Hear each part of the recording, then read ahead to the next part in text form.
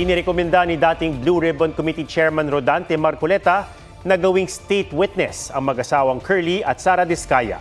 Pero hindi pinagbigay nito ni Senate President Tito Soto. Itinuturing naman ng customs na smuggled ang ilan sa luxury cars ng mga Diskaya. May report si Marizo Mali. Sa 30 mamahaling sasakyan ng mag-asawang Curly at Sara Diskaya, 15 ang nakitaan ng irregularidad ng Bureau of Customs. 8 sa mga ito ang walang import entry records at certificates of payment at pwedeng ituring na smuggled ayon sa customs. 7 ang may import entry documents pero walang certificates of payment.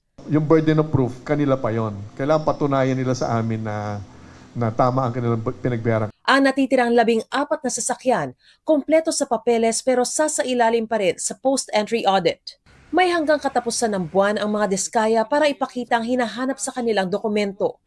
Kung hindi, maglalabas ang customs ng warrant of seizure and detention. Kung meron po silang dokumento na kailangan pa makita, magkukumply ho kami. Hindi naman isinasantabi ng customs na posibleng may kinalaman sa pagpuslit ng mga sasakyan ang 10 sa kanilang mga tauhan.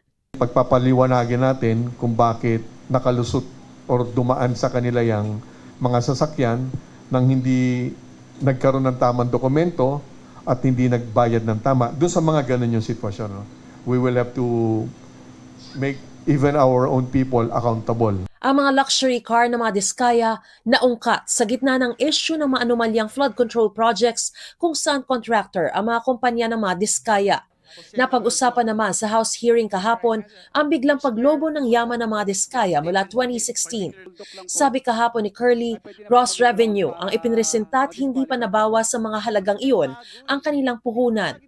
Paliwanag naman ng kanyang abogado, Yung mga sinasalihan nilang proyekto malalaki. And take note, yung siyam na kumpanya, quadruple A lahat. Kung qualified siya at siyang nakakuha, definitely magkakaroon ng income. Hindi rin daw sabay-sabay kung mag-bid sa isang proyekto ang kanilang mga kumpanya. Taliwas sa sinabi ni Sara Diskaya sa Senado nitong Lunes. Rattled si ma'am noon sa Senate Pagod na, walang tulog, pressured. Normal ho yun sa isang tao na hindi sanay sa ganyan. Kahapon, natanong si Curly sa motibo niya sa pagdadawit sa ilang congressmen at iba pang opisyal ng gobyerno. Baka mamaya may nag-udyok sa'yo na papuntahin sa ganoon ang iyong affidavit para ikaw ay maengganyo at magkaroon ng rason na i-consider na state witness? Hindi po, Your Honor. Ang dahilan po ng state witness mo ay dahil po sa natatakot po kaming nilulusob po kami araw-araw ng mga iba't ibang grupo po sa aming bahay. Ayon kay Senate President Tito Soto, sumulat si dating Blue Ribbon Committee Chairman Rodante Marcoleta sa Justice Department para irekomenda maging state witness na Diskaya. Pero hindi ito pinirmahan ni Soto. Ang unang sinabi kagad sa akin ni Ping, tell all ba yan? Di ba? Kung tell all Kasi yan, dapat nga, oo, pwede. buo. Pag-usapan natin. Pero ano sinabi? Puro congressman ang binanggit Saka meron pang mga nagka-question doon sa mga binanggit na mga pangalan na tao. So, hindi ko pinirmahan. Hindi ko pinirmahan. Sabi ko, hintayin ko na muna yung susunod mong hearing. Paiba-iba siya na sinabi. Kahit mga kongresista, kontra. Absolutely no chance.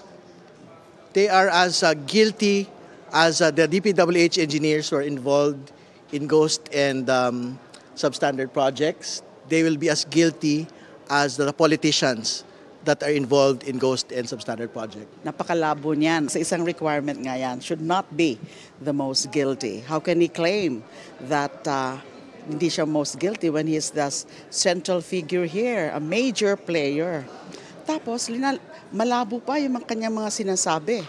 Sa ilalim ng Witness Protection, Security and Benefit Act, maaaring maging state witness ang isang taong kasama sa krimen pero may mga requisitos para rito. Pwede po sila maging state witness kung hindi nga sila most guilty.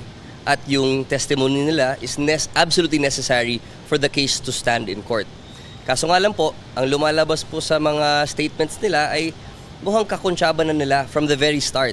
Yung mga contractor, pati yung mga ibang politicians, at before po yan sa implementation ng project.